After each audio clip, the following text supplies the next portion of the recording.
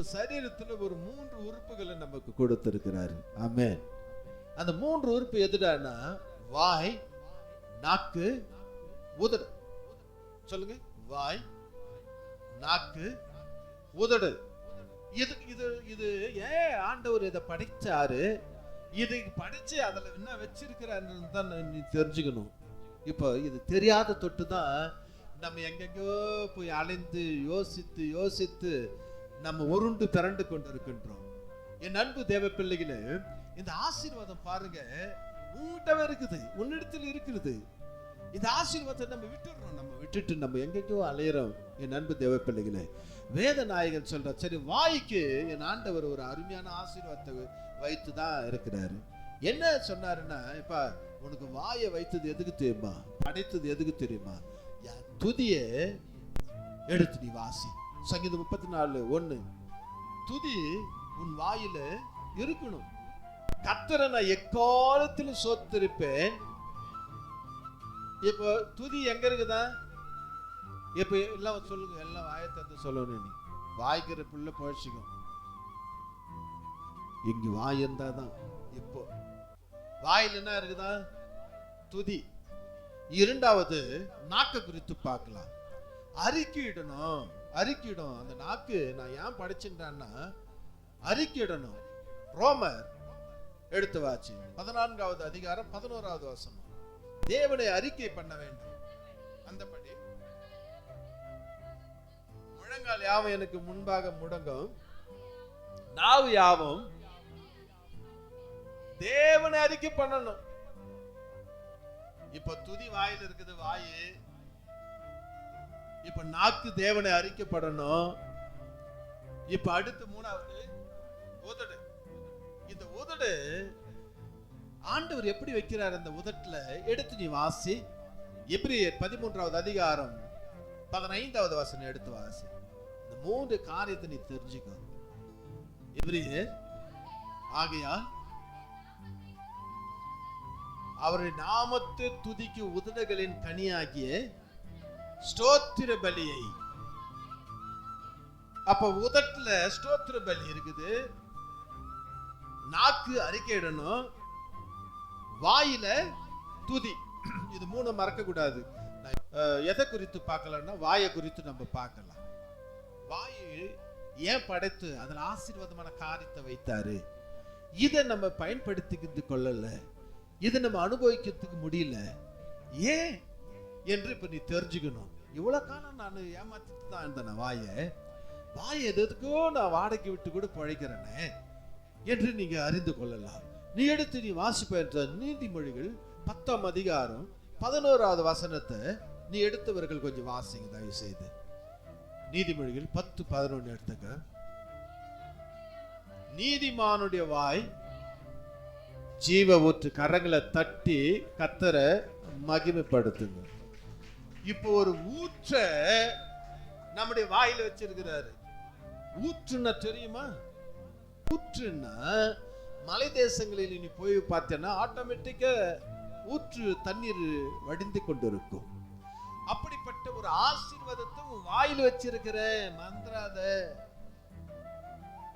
வாய் வச்சுக்கொண்டு இருக்கிறவர்களே, அப்படிப்பட்ட ஒரு ஜீவ ஊற்றும் வாயில் வச்சிருக்கிற. அடுத்து சொல்றாரு எரேமியா தீர்க்கதரிசி புத்தகத்துல, எரேமியா பார்த்து சொல்ற 1வது அதிகாரத்துல 9வது வசனம் எடுத்துக்க. யோசுவா 1:8 எடுத்து வச்சுக்க. கர்த்தர் தன் கரத்தை நீட்டி என் வாயை தொட்டு, இதோ என் வார்த்தைகளை உன் வாயில் வைத்து இருக்கிறேன். ஒரு அல்லேலூயா சொல்லுங்களே. இப்ப தேவனுடைய வார்த்தையை எந்த பெட்டகத்தில் வச்சிருக்கிறாரு? வாயில வச்சிருக்கிறாரு. ஆமென். அல்லேலூயா. என்னுடைய வார்த்தையை உன் வாயில வச்சிருக்கிறேன். அப்ப வாய் எவ்வளோ பெரிய ஆசீர்வாதத்தை பெற்று இருக்குது பாருங்க. அன்பு தேவ பிள்ளைகள், இந்த வாய்க்கு ஒரு ஜீவ ஊற்று வச்சிருக்கிறாரு. அடுத்து தேவனுடைய வார்த்தையை எடுத்து நம்முடைய வாயில் வச்சிருக்கிறாரு. இப்ப 3வது காரியத்தை ஆண்டவர் சொல்றாரு, உன் வாயில எக்காலத்தை. எக்காலன்னாவ இசைக்கருவின்னு அர்த்தம். இப்ப ஆண்டவர் எதெல்லாம் வாயில வச்சிருக்கிறாருன்றத பாரு. என் அன்பு தேவ பிள்ளைகளே, யோசுவா 1:8 சொல்றாரு, இந்த நியாயப்பிரமாண புஸ்தகத்தின் எழுதப்பட்டவைகளை உன் வாயை விட்டு பிரியாதிருப்பதாக. பத்திரமா வச்சுக்கோ, தூக்கி போட்டுறாத. எதிர்த்து வாசியமா யோசுவா.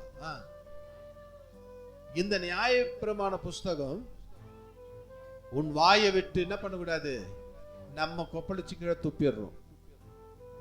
ஹலோ, நீ பாருங்க, இங்க கேட்கறதெல்லாம், நீ சொல்லப்பட்டதெல்லாம் வெளியில் போய் எப்படி துப்பிட்டு போறியா? தண்ணியை ஊற்றி நல்லா வாஷ் பண்ணி கீழே துப்பிட்டு போயிடுற.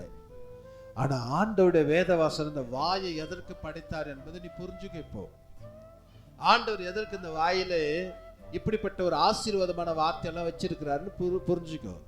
அதை நல்லா பயன்படுத்தணும் என்றார் அந்த வாயை. என் அன்பு தேவ பிள்ளைகளே, அந்த வாயை, உனக்கு வாயை இருக்குதுன்றதுனால நீ எதுனாலும் இந்த பூமியில கொண்டு வர முடியாது. இந்த வாயை தேவன் எதுக்கு படைத்தாரு? என் அன்பு பிரியமானவர்கள், நம்ம புரியாத நம்ம வாழ்ந்து கொண்டிருக்கிறதுனால்தான் எவ்வளோ பிரச்சனைகளுக்கு, எவ்வளோ காரியத்துக்கு நம்ம உள்வாங்குறோம், ஆளாகிறோம். ஆனா ஆண்டவர் சொல்றாரு, இந்த வாயை எதற்கெல்லாம் நம்ம பயன்படுத்துகிறோம்? இப்ப இவர் சொன்னாரு, இந்த வார்த்தையெல்லாம் சொல்லப்பட்டது, இதெல்லாம் நன்மைக்கு ஏதுவான வார்த்தைகள், நம்முடைய ஜீவனுக்கு ஏதுவான வார்த்தைகள். இந்த வார்த்தையெல்லாம் விட்டுட்டு நம்ம காரியம் இந்த வார்த்தையை, இந்த வாயை எதற்கெல்லாம் பயன்படுத்தணும் சொல்ல முடியும்? உன்னை கேட்டா இந்த வாயை எதற்கெல்லாம் பயன்படுத்தணும்? ஐயா, சண்டை போறதுக்கு பயன்படுத்துறேன், நிறைய இங்கிலீஷ் வார்த்தைக்கு பேசுறதுக்கு பயன்படுத்துறேன், இந்த வாயிலாம் பழக முடியாது, இந்த வாயால சபிக்கிறேன், இந்த வாயால திட்டுறேன், இந்த வாயால தூசிக்கிறேன், இந்த வாயால சாபமிடுறேன். ஏமா புரியுதா பாருமா நான் சொல்றது? இந்த வாய் அதுக்கு படிச்சாரு. ஆசீர்வாதம் எங்க இருக்குது என்பதை நீ அறிந்து கொள்.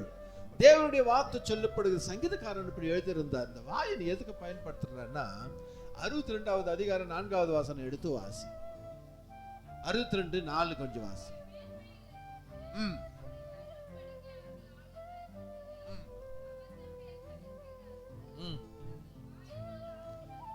இப்ப இந்த வாயினால ஆசீர்வதிக்கிறோம், அதே வாயிலிருந்து சபிக்கிறோம்.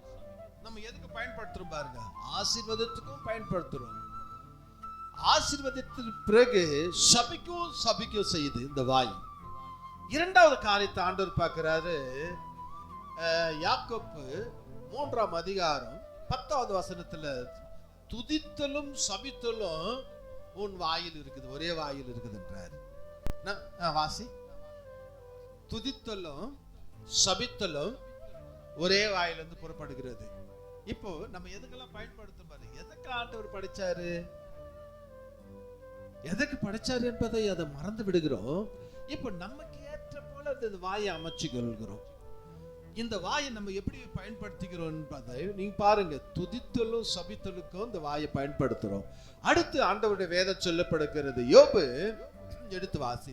15வது அதிகாரம் 6வது வசனத்துல இது எப்படி பயன்படுத்தினால இந்த வாயை நம்மளுக்கு ஆப்போசிட் ஆகி போகுது. நான் அல்ல வேதம் சொல்லப்படுகிறது, உம்முடைய வாயே உம்மை குற்றவாளி என்று தீர்க்கிறது. இது எங்க நீ தெரியும்? நியாயாதிபதி வருகை சீக்கிரமா இருக்கிறது அங்கதான் தெரியும். யாரும் சாட்சி சொல்ல வேண்டாம். ஹலோ, உன்னை குறித்து கணவர் சொல்ல வேண்டாம், மனைவி குறித்து கணவர் சொல்ல வேண்டாம், கணவரை குறித்து மனைவி சொல்ல வேண்டாம், தாய் தகப்பனை குறித்து பிள்ளைக்கு சொல்ல வேண்டாம், பிள்ளைகளை குறித்து தாய் தகப்பன் சொல்ல வேண்டாம் சாட்சி. ஆனா எதை சொல்லணும்னு நினைக்கிறேன்? இந்த வாயே உனக்கு எப்படி இருக்குதா? குற்றவாளி நீ, தேவனிடத்தில் நிற்கிறதுக்கு உனக்கு அருகதை இல்லை, தள்ளி போகணும். ஏமா புரியுதம்மா? யாருக்குமா புரியல? ஏமா இது உலக வார்த்தை அல்ல. இனி காலம், கடைசி காலம், அவருடைய வருகை சமீபித்திருக்கிறது. ஆண்டவரை இதுவரை நம்ம ஏமாற்றி கொண்டிருந்தோம் பாருங்க. ஏமா எல்லாருக்கும் பூமியில ஒரு இடம் இருக்குதும்மா. ஆனா எல்லாம் போய் படுக்க போகிறோம் பூமியின் இருதயத்தில். ஆனால் ஒரு காரியத்தை மாத்திரம் சொல்றேன் கேளுங்க. அவருடைய வருகையில கிறிஸ்துவுக்குள் மரித்தவர்கள் முதலாவது எழுந்துப்பார்கள். அவங்க தேவராஜ்யத்தோடு கடந்து போவார்கள், தேவனோடு கடந்து போவார்கள். பரதேசி நிச்சயம் அவர்களுக்கு, மோட்சம் நிச்சயம், பரலோகம் நிச்சயம் அவர்களுக்கு. காரணம் என்ன தெரியுமா? தேவ வார்த்தையை கீழ்ப்படிந்து பரிசுத்த நாளிலே தேவ பிள்ளைகள் தேவனுடைய வார்த்தை கேட்டுக்கொண்டிருக்கிறதுனால. வேதம் எப்படி சொல்லப்படுகிறது? உனக்கு எதிரி யாரு? இப்ப சொல்லு. வாய். சூப்பர். நமக்கு எதிரி யாரு? வாய். அடுத்து சொல்றாரு, அதுல 5வது வசனத்தை வாசி. உம்முடைய வாய் உம்முடைய அக்கிரமத்தை அங்க சொல்லி காட்டுகிறது. இதுக்கு சாட்சி வேணுமா?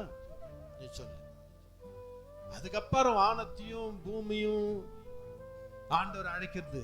இவங்களை குறித்து சாட்சி சொல்லுங்க. நீங்க தானே பார்த்துன்னு இருந்தீங்க. அந்த சாட்சியை அப்புறம் கூப்பிடலாம்.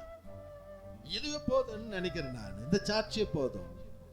இங்க ஆண்டவருடைய வேத சொல்லப்படுகிற இந்த வாயே நம்மளுக்கு ஆப்போசிட்டா மாறிச்சு. நல்லா புரிஞ்சுக்கோ. ஆண்டவர் எதற்கு எங்க ஆசீர்வாதத்தை வச்சிருக்கிறாரு என்று நீ அறிஞ்சுக்கோ. சீக்கிரம் வாயே வானாயா எனக்கு. அதனால்தான் தாவீது கேட்டான், ஆண்டவரே என் வாய்க்கு காவல் வையும். என்ன பெரிய வார்த்தை பாரு. ஆண்டவரே என் வாய்க்கு நீ காவல் வையும். பூட்டுந்த கூட பூட்டுங்க ஆண்டவர். என்ன பெரிய நிறைய பேர் சொல்றாங்க வாயை மூடுன்னா. ஒரு பெரியவங்களெல்லாம் சொல்லுவாங்க, ஒரு வாயை மூடு அப்படின்னா ஒரு அதில் ஒரு விளக்கத்தை நீ கற்றுக்கொள். என் அன்பு தேவ பிள்ளைகள், அது நமக்கு கோமாய் போகுது. வாயை மூடுன்னா கோமாய், அது நல்லதுக்கு தான் சொல்றாங்க. அதை என் அன்பு தேவ பிள்ளைகள் நீங்க அறிந்து கொள்ளுங்கள்.